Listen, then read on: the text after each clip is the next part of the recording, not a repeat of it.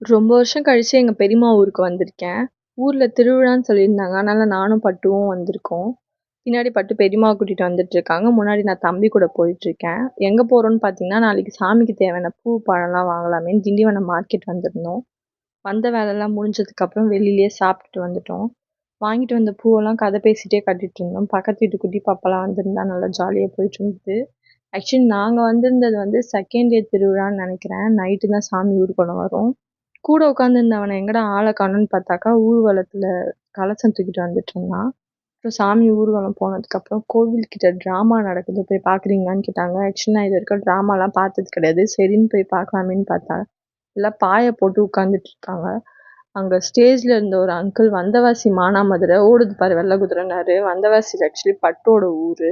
எல்லாரும் டான்ஸ்லாம் ஆடிட்டு இருந்தாங்க. மார்னிங் 6 to 7 வரைக்கும் அது போயிட்டு இருந்தது. நாங்க கொஞ்ச நேரம் பார்த்துட்டு இருந்தது. அப்புறம் நைட்டு வீட்டுக்கு வந்துட்டோம்.